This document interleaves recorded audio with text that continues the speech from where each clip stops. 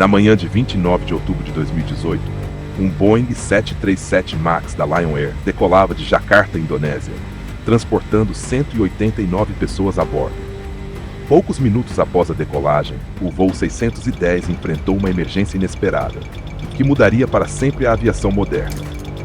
Alertas sonoros começaram a soar na cabine, enquanto a aeronave apresentava comportamento instável, com tentativas desesperadas da tripulação para controlar a situação.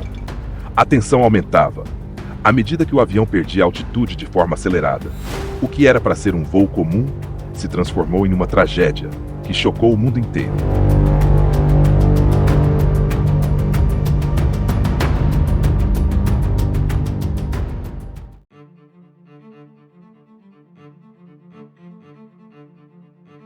Era madrugada em Jakarta, ainda escuro, mas o movimento no aeroporto internacional Soekarno-Hatta já era intenso. Afinal, aquela era a principal porta de entrada da Indonésia, e voos domésticos aconteciam desde cedo. Naquele 29 de outubro de 2018, o voo JT-610, da Lion Air, estava programado para sair do Terminal 1A, com destino a Pangkalpinang, na ilha de Bangka, um trajeto curto de cerca de 1 hora, feito rotineiramente. Era um voo comercial, como tantos outros. Não transportava carga especial, nem havia qualquer indicação de que aquele dia seria diferente. A maioria dos passageiros estava a caminho de casa para reencontrar familiares. Outros seguiam a trabalho. Havia até mesmo funcionários públicos a bordo. Uma segunda-feira comum em um país acostumado a operar dezenas de voos diários entre suas ilhas. O JT-610 deveria decolar às 6h10 da manhã, horário local. Mas naquela madrugada, o clima já mostrava sinais de instabilidade. O céu estava coberto por nuvens pesadas e os ventos úmidos sopravam do litoral. Embora não houvesse tempestade no momento da decolagem, as condições meteorológicas não eram ideais. Visibilidade moderada, umidade elevada e correntes de ar alternando intensidade. Mesmo assim, para uma tripulação experiente e uma aeronave moderna, tudo parecia perfeitamente gerenciável. O avião escalado para esse voo era um Boeing 737 MAX 8, matrícula PKLQP. Era uma das aeronaves mais novas da frota da Lion Air. Tinha sido entregue pela Boeing apenas em agosto daquele mesmo ano, ou seja, estava em operação há menos de 3 meses. Era equipada com motores mais econômicos e um novo sistema de controle de voo, chamado MCAS, um detalhe que mais tarde ganharia relevância. Em termos de design, o 737 MAX 8 oferecia melhorias em relação aos modelos anteriores, com alcance ampliado e capacidade para cerca de 200 passageiros. No caso do JT-610, estavam a bordo 181 passageiros e 8 tripulantes. Na cabine de comando estavam 2 pilotos experientes. O comandante era Bayu Rianto, com 41 anos e mais de 6.000 horas de voo registradas. Ao seu lado, o primeiro oficial era o indiano Harvino, com cerca de 5.000 horas de experiência. Ambos conheciam bem a aeronave, embora o MAX ainda fosse relativamente novo na aviação comercial. A tripula de cabine era formada por 6 comissários, todos treinados e certificados, seguindo o protocolo da companhia. Desde as primeiras horas da madrugada, os preparativos começaram nos bastidores do terminal. Às 4h30 da manhã, os primeiros passageiros começaram a chegar à área de embarque. Alguns vinham em grupos pequenos, outros estavam sozinhos, mexendo no celular ou cochilando nos bancos de espera. O clima era silencioso, como costuma ser nas madrugadas de aeroporto. Às 5h05, o embarque teve início. Apesar do pequeno atraso, tudo corria dentro do previsto. Os passageiros se organizaram em filas e foram conduzidos ao avião, que já aguardava no pátio. Do lado de fora, equipes de solo cuidavam dos últimos detalhes. O avião foi abastecido, os compartimentos de carga foram fechados e os procedimentos finais de inspeção foram concluídos. Pouco antes das 6h, os pilotos ligaram os motores e iniciaram o taxiamento à pista designada para a decolagem.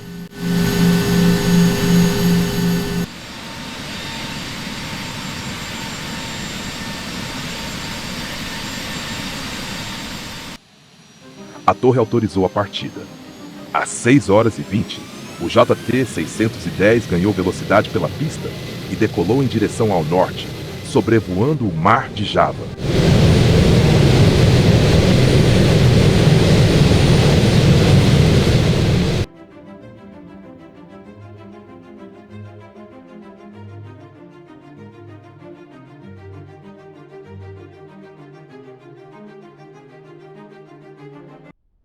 E foi aí que os primeiros sinais de anormalidade começaram a surgir. A aeronave logo demonstrou dificuldade em manter a altitude de forma estável. Nas primeiras dezenas de segundos após a decolagem, a altitude oscilava. O nariz da aeronave inclinava-se abruptamente para baixo, depois voltava a subir. Os sistemas internos pareciam estar em conflito, mas do lado de fora, ainda era difícil perceber qualquer coisa errada. A torre seguia acompanhando o voo nos radares. Nenhum pedido de emergência havia sido feito até então. Nenhuma comunicação de pânico, nenhuma ordem de retorno. Para quem estava no solo, o JT-610 apenas parecia estar em sua trajetória normal. Mas para quem estava a bordo, especialmente na cabine de comando, a realidade já era outra. A aeronave enfrentava uma luta contra o próprio sistema, e enquanto o avião voava em direção ao oceano, os segundos se tornavam preciosos. Quando o JT-610 deixou o solo às 6h20 da manhã, tudo indicava que seria apenas mais um voo de curta distância. Mas o que parecia uma decolagem normal durou pouco tempo. Logo nos primeiros 2 minutos, o sistema da aeronave começou a registrar leituras inconsistentes de velocidade e altitude. Os pilotos notaram que havia uma diferença significativa entre os instrumentos do comandante e os do copiloto. Isso, por si só, já representava um alerta. As informações divergentes de sensores importantes, como o velocímetro e o indicador de ângulo de ataque, comprometem a capacidade de interpretar corretamente o que está acontecendo com a aeronave. E foi exatamente isso que começou a acontecer com o Lion Air 610. Enquanto o avião ganhava altura, um sistema automático chamado MCAS, Maneuvering Characteristics Augmentation System, entrou em ação. Esse sistema, instalado exclusivamente no modelo 737 MAX, foi projetado para corrigir automaticamente a inclinação do nariz da aeronave, caso ela subisse em um ângulo muito elevado, algo que poderia causar uma perda de sustentação. O problema é que, nesse caso, o MCAS estava recebendo leituras incorretas de um dos sensores de ângulo de ataque e passou a interpretar que o avião estava em risco de stall, quando na verdade não estava. A partir desse momento, o nariz da aeronave começou a ser forçado para baixo automaticamente, sem que os pilotos estivessem solicitando essa manobra.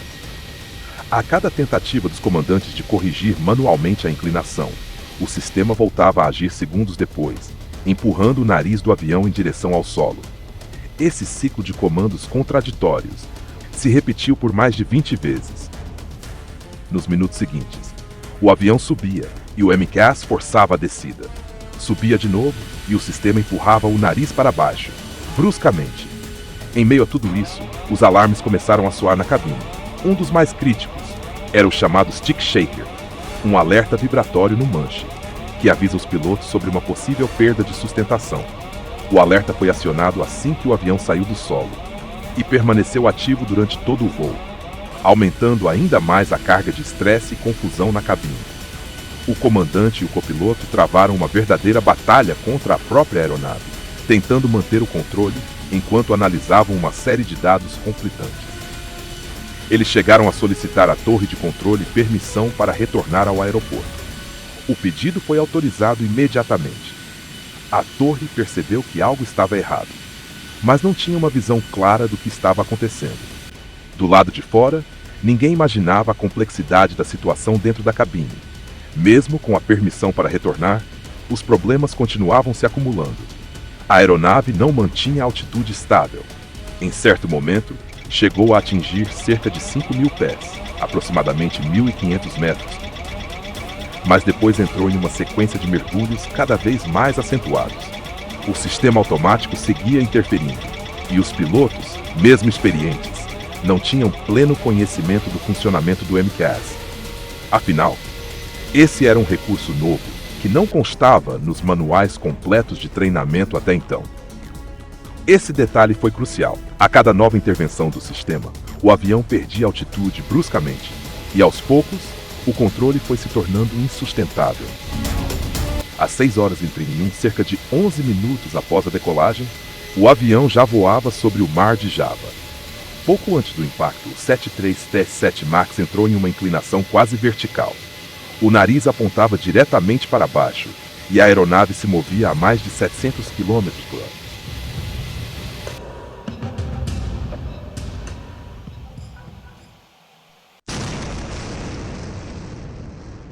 O avião caiu no oceano a uma velocidade brutal, destruindo-se completamente no impacto com a água. Nenhuma das 189 pessoas a bordo sobreviveu. A força da colisão foi tamanha que destroços foram lançados a quilômetros do ponto principal de impacto. Nos dias seguintes, mergulhadores vasculharam os escombros no fundo do mar em busca das caixas pretas, documentos e, principalmente, dos corpos. As investigações posteriores mostraram com clareza a sequência dos eventos, falhas nos sensores, comportamento agressivo do MCAS, dificuldade dos pilotos em identificar o problema e a ausência de treinamento específico sobre o sistema. Além disso, o mesmo avião já havia apresentado problemas técnicos no voo anterior, ocorrido na noite do dia 28 de outubro, entre Denpasar e Jakarta. Naquela ocasião, a tripulação conseguiu controlar o avião, embora os mesmos alertas tivessem sido registrados. Infelizmente, o defeito não foi plenamente corrigido antes da próxima decolagem. E assim, o voo JT-610 partiu na manhã seguinte, já carregando uma falha que, minutos depois, se transformaria em tragédia. Assim que a notícia do desaparecimento do voo JT-610 se confirmou, equipes de resgate foram acionadas imediatamente. Barcos da Marinha Indonésia, mergulhadores e helicópteros começaram as buscas no Mar de Java, a cerca de 35 quilômetros da costa de Jakarta. Os primeiros destroços apareceram ainda na manhã do acidente. Assentos flutuando, coletes salva-vidas e fragmentos da fuselagem.